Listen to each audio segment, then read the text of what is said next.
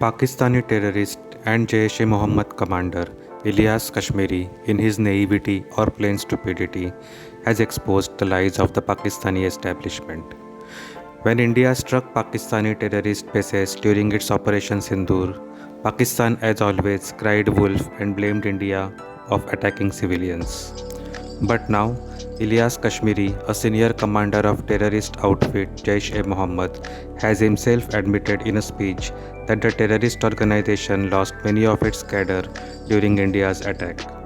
He also admitted that Jaish-e-Mohammed commander and one of the most wanted terrorists in the world, Masood Azhar, also lost 10 of his family members and 4 of his close associates. Indian Chief of Defence Staff had gone on record recently saying that India chose to strike at 1:30 in the night so as to minimize the civilian casualties. If this wasn't enough, Kashmiri also admitted to carrying out terrorist attacks on India and Afghanistan to quote-unquote protect Pakistan's borders. Kashmiri also admitted that Pakistani Army Chief Asim Munir himself ordered senior Pakistani Army officers to attend a funeral of slain Jaish-e-Mohammed terrorists, which India had called out during the Operation Sindoor. As if on cue, another Pakistani terrorist, Qasim of the Lashkar-E-Taiba, also admitted to the damage caused by Indian strikes on the Murid K, which was the headquarters of Lashkar. Now the same Murid K is being rebuilt.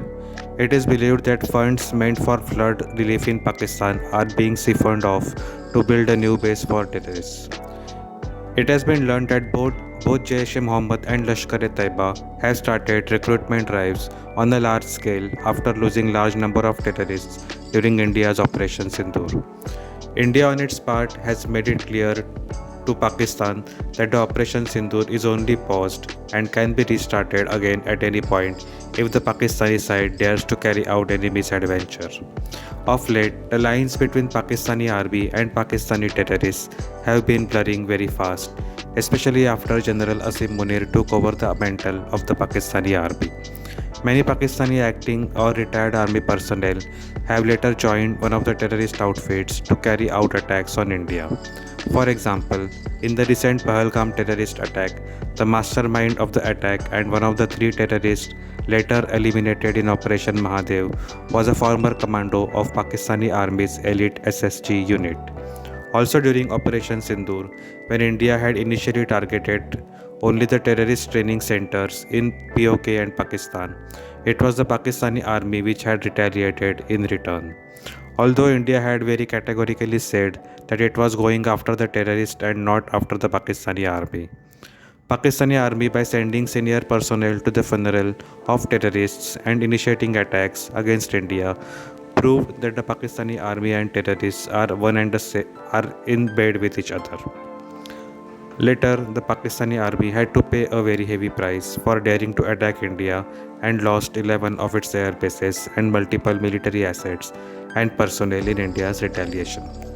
India on its part needs to understand and acknowledge that killing of terrorists is not a major deterrent for Pakistan but just a setback. As long as they are able to recruit new cadre into the terrorist outfits, they do not really care for casualties. India needs to figure out a way to hit where it hurts the most for the Pakistani Army to create a deterrent for future terrorist attacks.